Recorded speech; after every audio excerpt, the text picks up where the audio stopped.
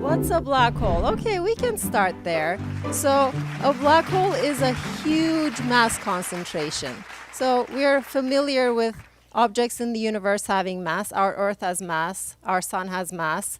But when you take all that mass and squeeze it into a very, very high density, the gravitational field around it gets so strong that it actually traps even light. So light travels at a finite speed and at a constant speed, and normally it can get out of places that other things can't get out of. For example, if I don't give what I'm holding in my hand enough speed, it can't make it out of Earth's gravitational field. A rocket can. But light can usually get away with pretty much anything because it travels at a very large speed, so 300 million kilometers per second, meters per second. So when the gravitational field is extremely strong, even light can't get out. And what that means is that there might be surrounding light, but if it happens to go near this gravitational field and this mass concentration, it means it's going to leave a silhouette, basically. It's going to be absorbed by that object, and it's going to just leave blackness in the sky. So that's why we call it a hole, because there is no more surface associated with it. Everything has collapsed. And we call it black because it can't emit light. In fact, no light can get out. Yes? What actually allows that density of gravitational pull? Great question. So one thing is to theorize about black holes. Everything that I've said is mathematically correct, but how does the universe actually make black holes? What allows such high mass concentrations and intense gravitational fields to exist in the universe? The answer is that when stars live, when stars shine and go through their normal lives, they undergo fusion in their cores. So they generate energy by turning hydrogen into helium, helium into carbon, carbon into heavier elements, silicon, oxygen, all the way up to iron. So these are produced in the centers of stars, and in the meantime, a lot of energy is generated and released from the star as light. When the star generates this energy, it has an outward pressure that prevents its collapse against gravity, because gravity wants to pull everything toward the center, and an outward force is needed in order to withstand that. When a star runs out of fuel, it has converted every element that it can into these heavier elements and no longer can burn its fuel. Then there is no outward support anymore. So the whole star starts to collapse inwards. And if it's a smaller mass star like our sun, I know it's very important for our lives, but actually the sun is a pretty small run-of-the-mill star as far as the universe is concerned.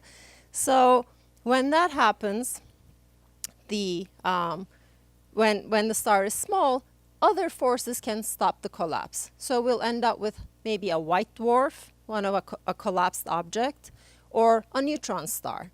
But when it's very massive, then nothing can stop its collapse, and it will just keep on shrinking until it's of infinite density. And at that point, it's going to form a black hole. What are your thoughts about time travel in black holes?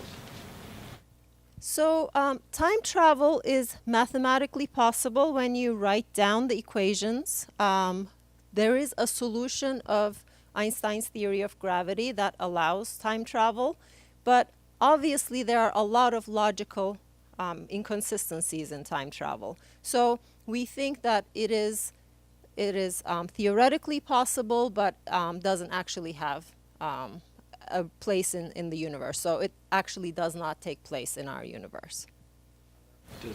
Does light have mass? Light has mass that's associated with its energy. So light is one of those interesting particles. We call it a particle because it has a particle nature. We can define a particle nature.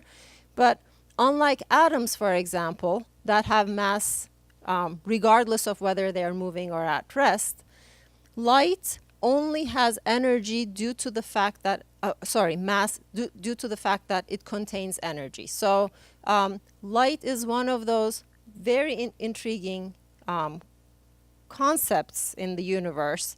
It always travels at the speed of light, so there's an energy associated with it, and but it doesn't have intrinsic mass. It's a truly massless particle as far as we know, but its energy comes from the fact that it's moving at the speed of light. Yes. Are there any particle theoretical?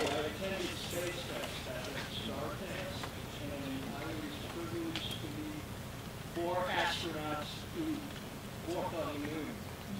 Edgar Mitchell, Alan Bean, Dave Scott, and Gene Cernan. And I was starstruck. And I didn't ask them the questions that I wanted to ask them, but I did ask Gene Cernan, who was the last man to walk on the moon, if he thought there were other beings out there traveling around. And he broke out in this gigantic smile and he said one word: absolutely. So my question to you is, do you believe that there are other beings out there traveling around? And do you have knowledge of that? And if you have knowledge of that...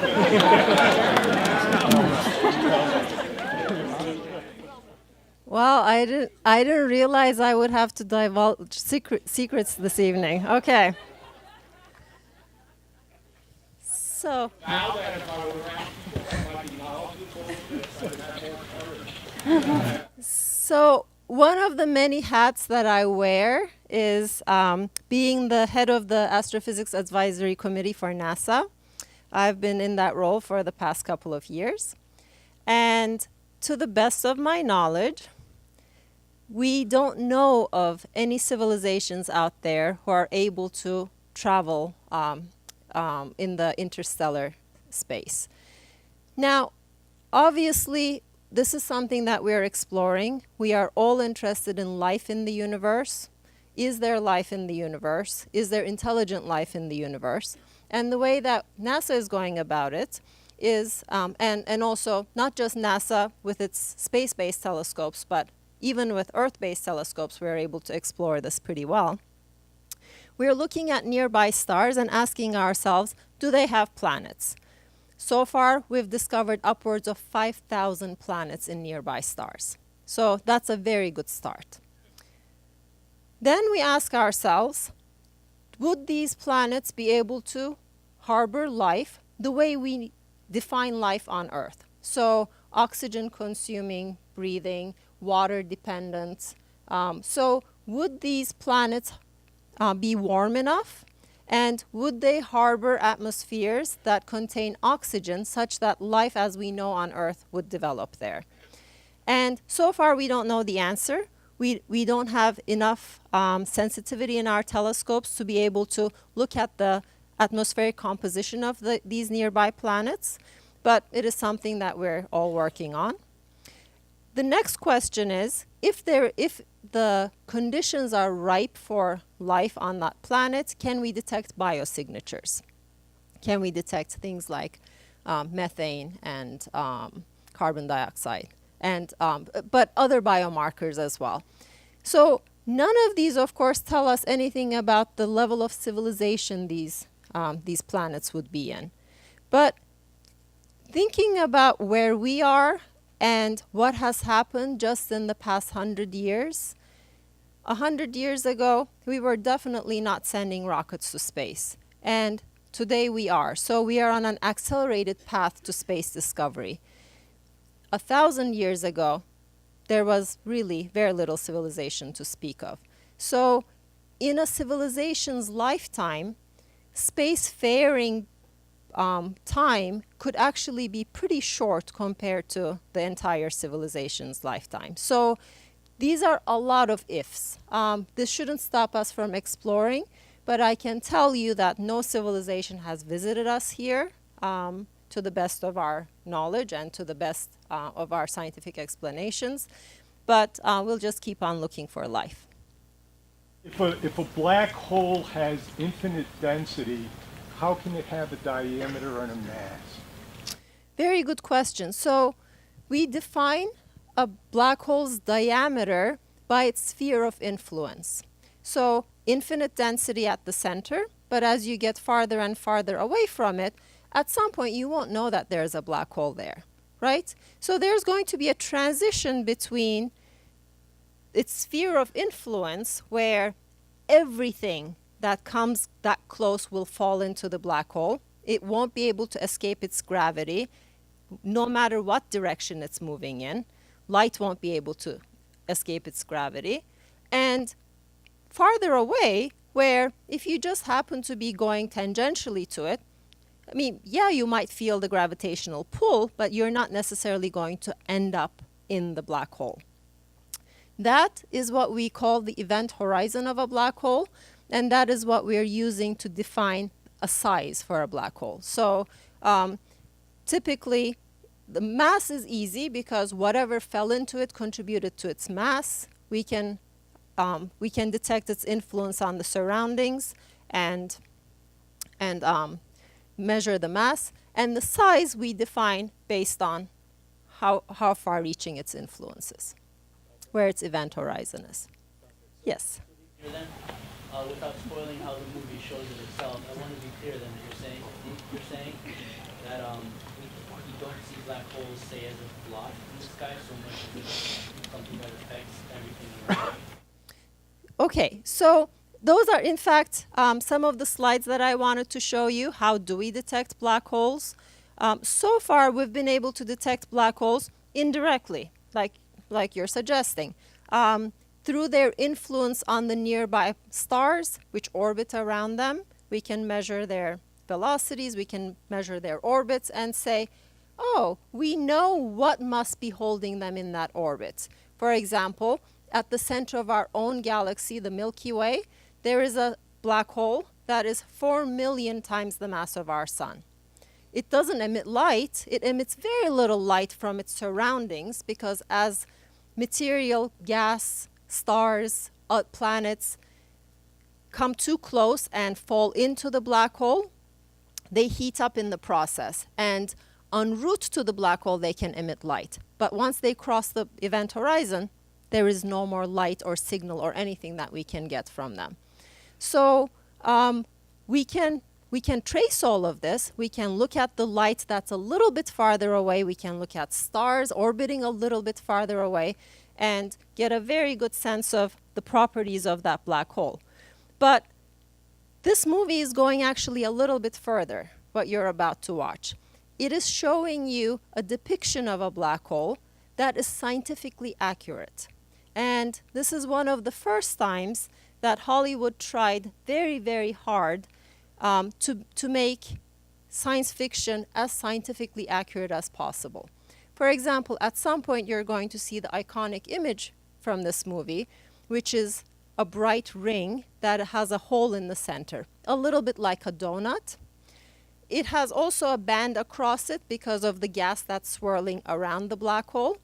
But the iconic picture that we should have of a black hole is that light on its way to the black hole is going to be, or gas or stars are going to shine. But once they cross the horizon, they're going to leave that silhouette, which is the center of the donut. So Interstellar crew, working with scientists, worked really hard on getting that right. And in fact, when the movie came out, it made headlines, especially in regards to how realistic these black hole images were. There was a Wired magazine article that was quoting not just Kip Thorne, the scientist who consulted the movie, but also the graphics crews that worked on it. And they said sometimes individual frames took up to 100 hours to render. And that is not a joke. It is really difficult because black hole environments, because of all this distortion of light paths and gas particles paths, are quite difficult to render. So here at the University of Arizona, we've been working on new technologies to make this process a lot faster. And we've come up with new computational algorithms that is able to do what took interstellar graphics crews 100 hours in less than a second. So we are relying on a technology called graphics processor units, which it's not a new technology. You have it on your phone, you have it on your laptop. So graphics processors units have been the backbone of the gaming industry. But really, they haven't been used for science so far. So what we've undertaken, my group at the University of Arizona has undertaken, is making all these calculations and graphics renderings faster by solving Einstein's equations of relativity on basically gaming platforms. So by doing that, we've literally beat Hollywood by many orders of magnitude in speed. So I'm pretty proud of that. But that doesn't mean that what you're about to see tonight is not realistic. It actually is a very good depiction of what the black hole image would look like and what the black hole environment would look like. Are black So- holes and wormholes the same in this? I'm sorry, I couldn't hear that. Are black holes and wormholes the same? Black holes and wormholes are related, but they're not the same. A wormhole is black holes in two different space-times that are connected. Is that what this film about? I'm not going to give that away. Can I ask a question? How do exoplanets relate to this? How do exoplanets relate to this? Well, it relates to space travel because if we don't take good care of our Earth, we are going to have to find a nearby planet to move to, and we are going to have to find the means to get there. You will see in the movie that the black hole plays a role in getting to the planets. I really don't want to say more, and because I'm sure some of you are seeing it for a second time, but some of you aren't. So black hole environments can be used as catapults, let's just say. I just want to end with saying that we are involved in another effort. So I talked about our efforts to actually simulate black hole environments quickly, reliably, and in as much detail as we possibly can. Why are we doing this? The reason is that the university is also involved in a worldwide experiment called the Event Horizon Telescope, where we're hooking up various telescopes across the globe in order to have very fine angular resolution to take a picture of a nearby black hole. In fact, a handful of nearby black holes. And we are neck deep into this project. In 2017, we took the first data using 9 different telescopes across the globe, one in the South Pole, one in the Alps, one right here on Mount Graham, Arizona's submillimeter telescope, Hawaii, and elsewhere in the Atacama Desert in Chile. And this is an effort that's been going on for nearly 2 decades, and it's starting to bear fruit.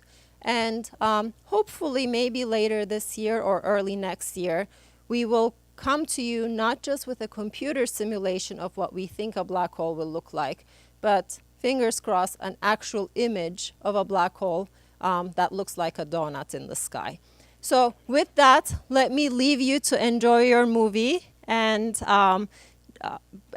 hopefully you will enjoy it even more knowing that a lot of science went into it. Thank you.